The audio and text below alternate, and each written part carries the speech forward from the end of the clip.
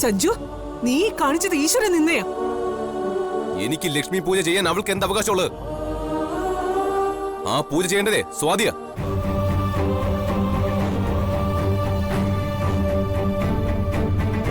അമ്മൂനെ തിരുത്താൻ ഈ വീട്ടിൽ ആരുമില്ലേ?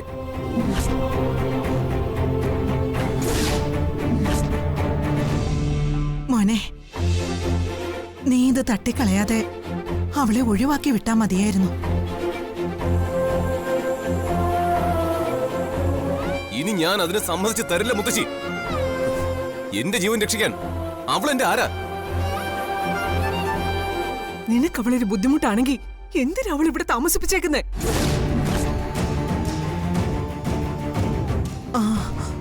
നീ അവളെ ഇറക്കി വിടോ, വല്ല അനാഥാലയത്തിൽ കൊണ്ട് നിർത്തുകയോ ചെയ്യ.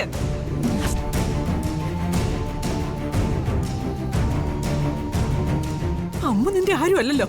അതുകൊണ്ട് തന്നെ അവൾക്ക് എന്ത് സംഭവിച്ചാലും അത് നിന്നെ ഒരിക്കലും ബാധിക്കാനും പോകുന്നില്ല.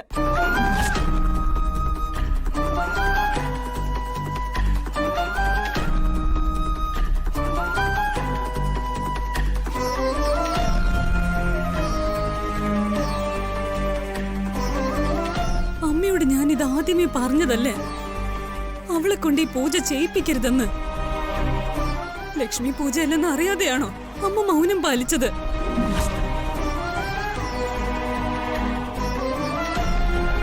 സഞ്ജു അവൾക്ക് വേണ്ടി അഭിനയിക്കുമെന്ന് എന്താ അമ്മ കരുതിയോ?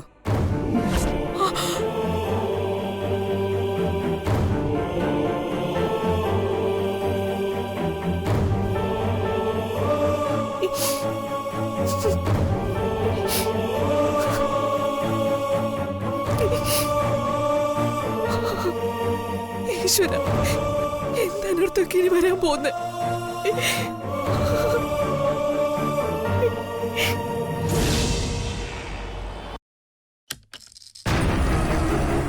Good morning sir. എന്തോടെ കാണുന്നത്? സാർ, അത് ആരോ തട്ടിയിട്ടതാവാം. അതെനിക്കും അറിയാം. അതെടുത്ത് നേരെ വെക്കാൻ എനിക്ക് കഴിഞ്ഞോ? സാർ, ഞാൻ കാണുമ്പോ വേസ്റ്റ് ബിൻ നേരെ ഇരുന്നത്. താൻ സ്വയം ന്യായീകരിക്കാൻ നോക്കണം. എത്ര പേര് കയറി വരുന്ന ഓഫീസായത്? ഇനി ഞാൻ വന്നിവിടെ കാവലിക്കണോ? Sorry sir.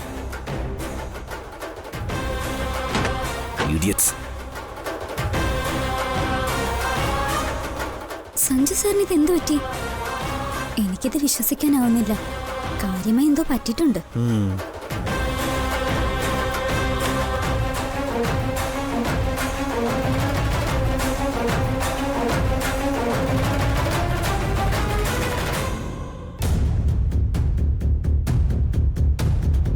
സാർ,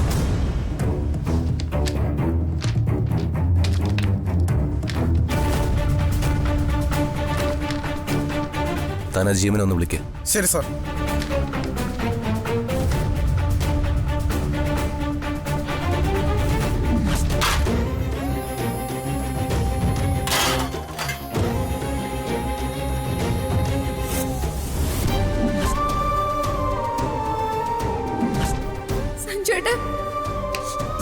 ആർക്കും വേണ്ടി നീ കോപ്രങ്ങളൊക്കെ കാണിച്ചു കൊടുത്ത? എനിക്ക് വേണ്ടിയാണെങ്കിൽ എന്റെ ജീവൻ രക്ഷിക്കാൻ നീ എന്റെ ആരടി? നിനക്ക് അവളൊരു ബുദ്ധിമുട്ടാണെങ്കിൽ എന്തിനാ അവൾ ഇവിടെ താമസിപ്പിച്ചേക്കുന്നേ? നീ അവളെ ഇറക്കി വിടോ, വല്ല അനാഥാലയത്തിൽ കൊണ്ട് നിർത്തുകയോ ചെയ്യ.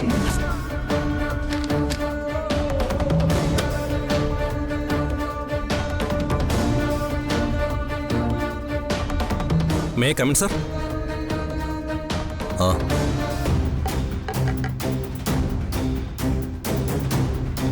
എന്തോടെ തനിക്ക് എമർജൻസി ആയിട്ട് സംസാരിക്കണമെന്ന് പറഞ്ഞ ഇരിക്കേ. സാർ, 92 കോടിയുടെ 4 പ്രൊജക്ടുകളാണ് 2 കമ്പനികൾ വേണ്ടെന്ന് വെച്ചിരിക്കുന്നത്. അതിന് അവർ പറയുന്ന റീസൺ എന്താ? ആരോ പിന്നിൽ നിന്ന് കളിക്കുന്നുണ്ട് സാർ.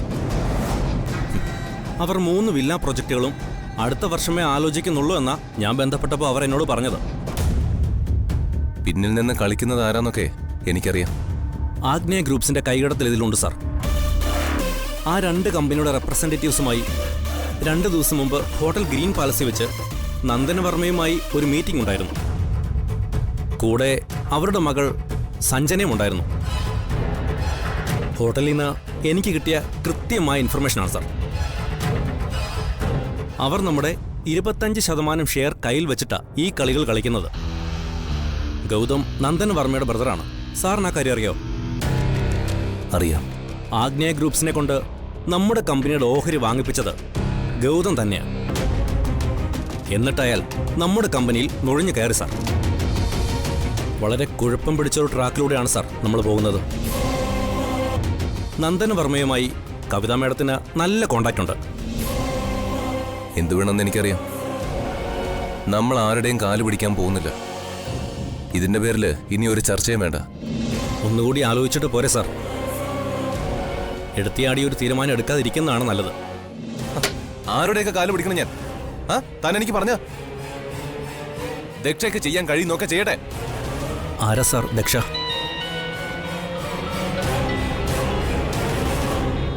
നിങ്ങൾ ചെല്ല്. ശരി സാർ. പറയാ പച്ചി. പറയാൻ ഇനി എന്താ ബാക്കിയുള്ളത്? കമ്പനിയിൽ നടക്കുന്ന കാര്യങ്ങൾ നീ അറിയുന്നുണ്ടോന്ന് പോലും എനിക്കറിയില്ല.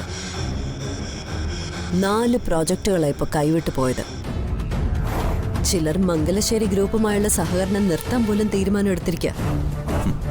അപ്പൊ അപ്പച്ചി വിയർപ്പൊഴിക്കുന്നതൊന്നും വെറുതെ ആയില്ല. സ്വന്തം കഴിവുകേട് മറ്റുള്ളവരുടെ തലയിൽ കെട്ടിവെക്കരുത്.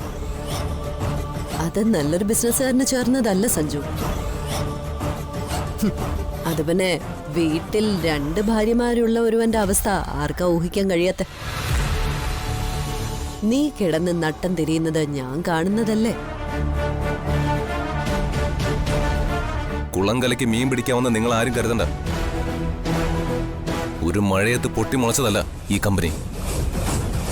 എന്റെ അച്ഛൻ നന്നായി കഷ്ടപ്പെട്ടുണ്ടാക്കിയതാ. അതിന്റെ തണലിൽ വിശ്രമിക്കാൻ നിങ്ങളൊക്കെ ചെയ്തിട്ടുള്ളൂ. അതിന്റെ പേരിൽ അവകാശം പറഞ്ഞ് ഇങ്ങോട്ട് ആരും വരണ്ട. കൂടെ നിന്ന് ചതിക്കുന്നത് ആരായാലും ഇനി ഞാൻ ഈ കമ്പനിയിൽ വെച്ചേക്കില്ല. ടെർമിനേറ്റ് ചെയ്യേണ്ടത് റിലേറ്റീവിനെ ആയാൽ പോലും ഒരൗദാര്യവും ഇനി ഞാൻ കാണിക്കില്ല. ഹലോ,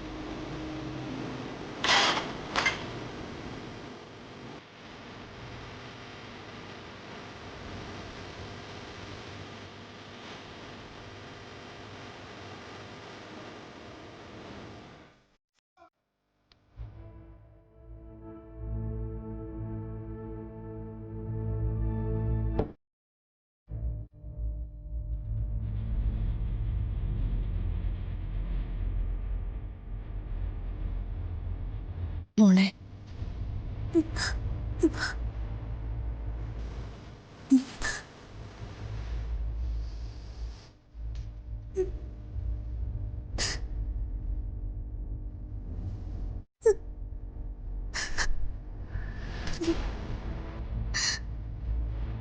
ഇതിങ്ങനെ പോയാ നമ്മൾ എന്ത് ചെയ്യും മോളെ? ഒന്നിനും ഒരു പരിഹാരം ഇല്ലാതായി പോയല്ലോ. ഒന്നും നമുക്ക് നിഷേധിക്കാനാവില്ല, നിഷേധിക്കേയില്ല. നിനക്കൊരു ജീവിതം തന്നത് അമ്മ തന്നെയാ. നിന്റെ വിവാഹം നടത്തിയതും അമ്മ തന്നെയാ. പക്ഷേ അവള് തന്നെ നിനക്ക് തന്നതെല്ലാം തിരിച്ചെടുക്കുകയല്ലേ മോളെ?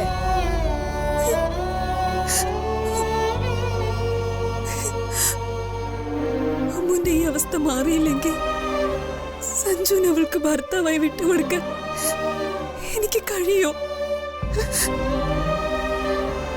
അവളെ ഇവിടെ നിന്നൊന്നും മാറ്റി നിർത്താൻ പോലും ഇവിടെ ഉള്ളൊരു താല്പര്യം കാണിക്കുന്നില്ലല്ലോ. അതുകൊണ്ട് എന്ത് പ്രയോജനമുള്ളത്? ആ ശല്യം ഇവിടെ നിന്നൊന്നും ഒഴിഞ്ഞു പോവില്ലേ? അവളെ എവിടെ കൊണ്ട് നിർത്തിയാലും ഭർത്താവെന്നും പറഞ്ഞ് അവള് സഞ്ജുവിന്റെ അടുത്തേക്ക് തിരിച്ചു വരും.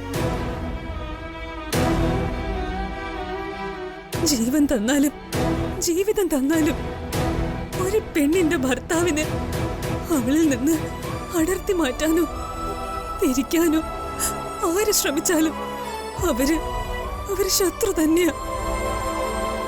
അത് പ്രകൃതി നിയമം തന്നെയാ.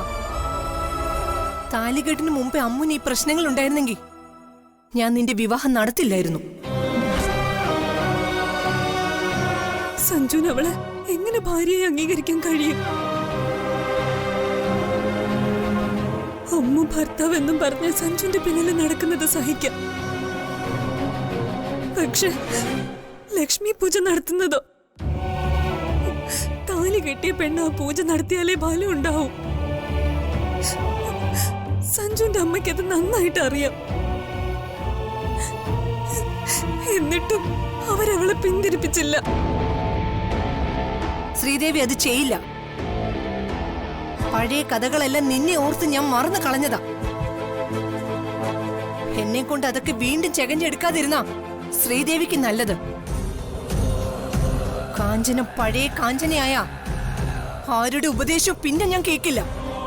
ചെയ്ത് കാണിക്കും. അതാ കാഞ്ചന. തെറ്റ് നമ്മുടെ ഭാഗത്ത് തന്നെയാ കൂടുതൽ. അമ്മുനെ വലിച്ച തലേ കേട്ടിത് നീയാ. ഇവിടെ എനിക്കൊന്ന് പൊട്ടിത്തെറിക്കാൻ പോലും കഴിയാതെ പോകുന്നത് അതുകൊണ്ടാ. അമ്മു എവിടെ നിന്ന് വന്നെന്ന് ഇവിടെ ഉള്ളവർ എന്നോട് ചോദിച്ചാ എനിക്ക് ഉത്തരം മുട്ടി പോവില്ലേ? അമ്മ ഇപ്പൊ പ്രശ്നത്തിനൊന്നും പോകണ്ട. സഞ്ജുവിനെ ഈ കെണി കൊടുക്കിയത് ഞാനാ.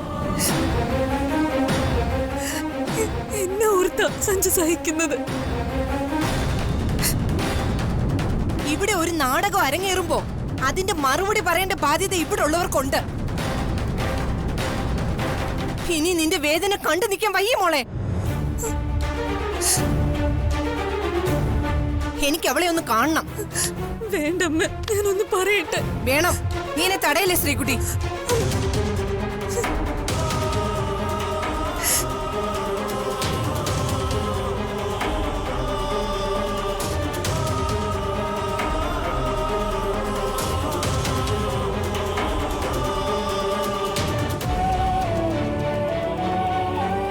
ആർക്കൊക്കെ ജീവൻ കൊടുത്ത് സഹായിച്ചാലും കാലം മാറുമ്പോൾ അവരതെല്ലാം മറക്കും. പാവം അമ്മു മനസ്സുകൊണ്ട് പോലും ഒരിക്കലും ആഗ്രഹിക്കാത്ത വഴിയിലൂടെയാണ് അവൾ കടന്നു പോകുന്നത്. അവൾ ചെയ്തതെല്ലാം വെള്ളത്തിൽ വരച്ച വര മാത്രമായി.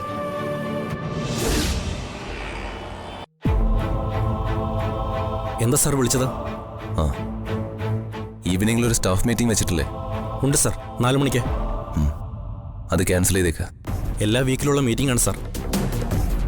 മാത്രമല്ല സൈറ്റ് മാനേജർമാരും വരുന്നുണ്ട്. അത് സൗകര്യം പോലെ മറ്റൊരു ദിവസത്തേക്ക് പോസ്റ്റ്പോൺ ചെയ്തതായിട്ട് എല്ലാവരും എന്തായാലും ഇൻഫോം ചെയ്തേക്ക. എന്താ സാർ പെട്ടെന്ന് ഇങ്ങനൊരു... എനിക്ക് കടുത്ത തലവേദനയാണോ? ശരി സാർ, അങ്ങനെ ചെയ്യാം.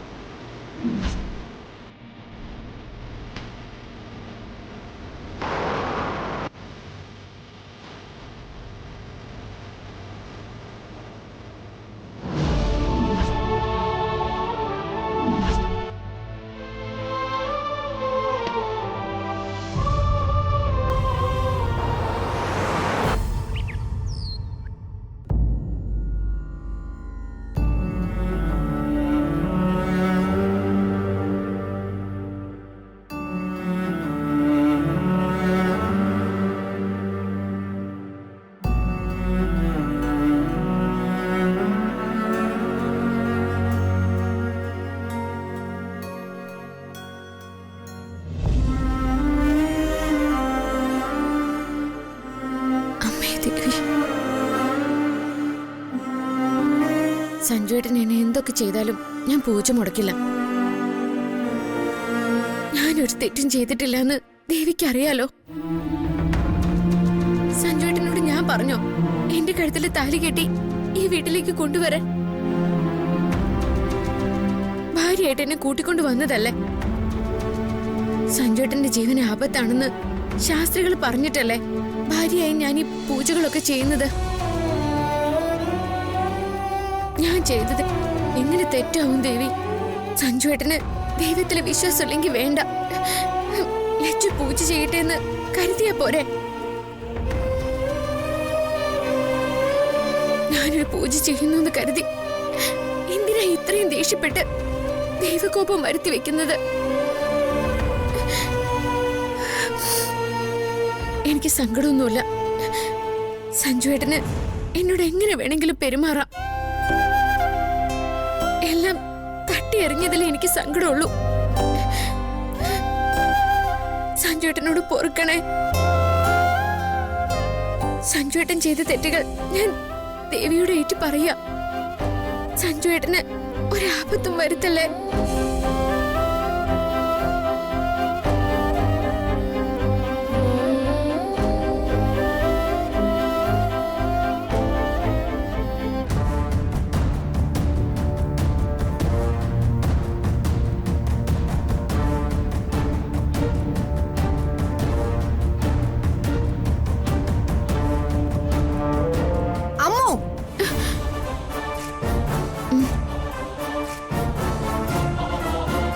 ദൈവത്തെ ഓർത്ത് നീ ഈ പൂജയൊന്ന് നിർത്ത്.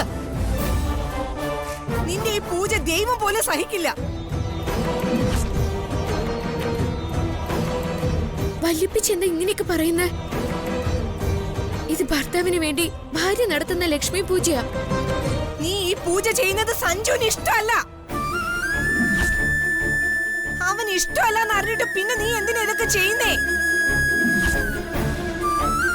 ഇതിനെയാ ധിക്കാരം അഹങ്കാരം എന്നൊക്കെ പറയുന്നത്.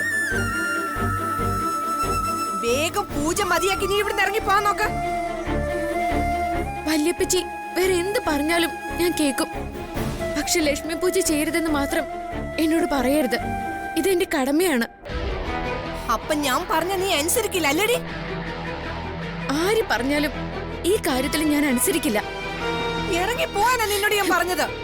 ഇല്ല, ഇത് ഞാൻ എന്റെ ഭർത്താവിന് വേണ്ടി ചെയ്യുന്ന പൂജയാ. ആർക്കും എന്നെ ഇതിൽ നിന്ന് പിന്തിരിപ്പിക്കാനാവില്ല.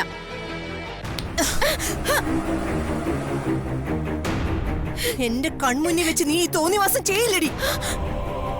അതിന് നിന്നെ ഞാൻ അനുവദിക്കില്ലടി. അപ്പച്ചി വേണ്ട. അപ്പച്ചി അവിടെ ഒരു പൂജ. അപ്പച്ചി മഹാപാപം ചെയ്യല്ലേ. വേണ്ട അപ്പച്ചി. നാണോ മാനോ ഇല്ലാത്തോളെ ഇറങ്ങിപ്പോടി. ഈ വീട്ടിൽ ഇനി നിന്നെ കൊണ്ടുപോകരുത്. സഞ്ജുവിന് വേണ്ടി ലക്ഷ്മി പൂജ നടത്താൻ നീ അവന്റെ ആരാടി? എന്റെ ഭർത്താവിന് വേണ്ടി ഞാനല്ലാതെ പിന്നെ ആരാ പൂജ നടത്തുക? ഭർത്താവോ? അവൻ എങ്ങനെ നിന്റെ ഭർത്താവായടി?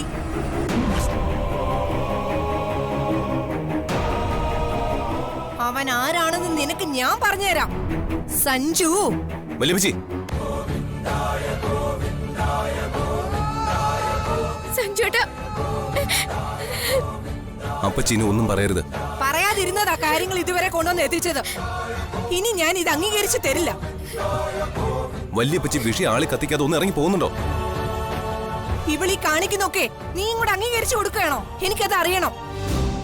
വല്യപ്പച്ചി എല്ലാം അറിഞ്ഞു വെച്ചോണ്ട് വല്യപ്പച്ചിക്ക് എങ്ങനെ ഇവളെ വേദനിപ്പിക്കാൻ കഴിയുന്നു? ലച്ചുവിനെ സങ്കടപ്പെടുത്തുന്ന വിധം ഇനി ഒന്നും പറയരുത്. സഞ്ജുട്ടാ,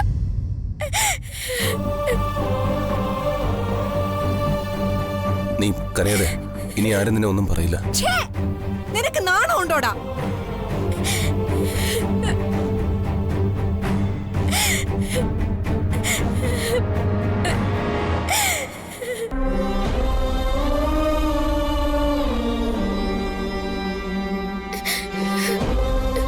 സഞ്ജുട്ടാ, എന്നോട് വെറുപ്പ് തോന്നരുത്.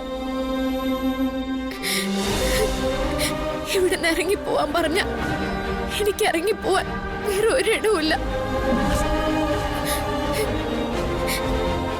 വീട്ടിലേക്ക് ഞാനിനി എങ്ങനെ പോവും?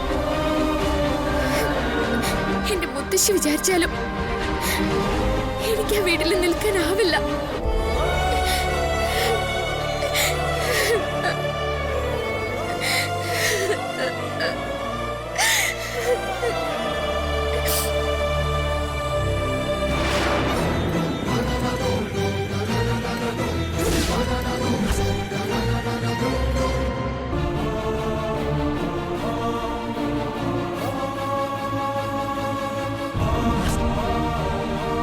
നീ എങ്ങും പോകുന്നില്ല. ഇനിയെങ്കിലും ഈ കരച്ചിലൊന്ന് നിർത്ത് ലക്ഷ്മി.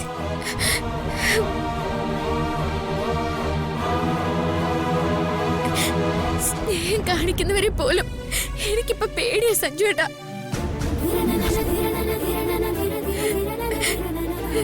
ടൗണിലുള്ളവരൊക്കെ ഇങ്ങനെയാണോ സഞ്ജുവേട്ടാ?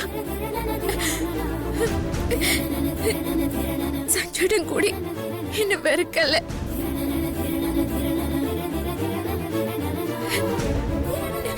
എങ്കിലും എനിക്ക് മരിച്ചു കളയാനേ പറ്റൂ. പിന്നെ ഞാൻ ഒരിക്കലും ജീവിച്ചിരിക്കില്ല.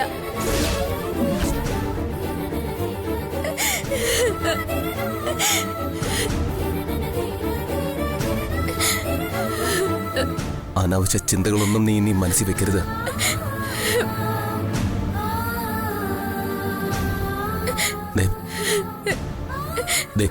നോക്ക്, എനിക്ക് നിന്നോട് ഒരു ദേഷ്യവുമില്ല.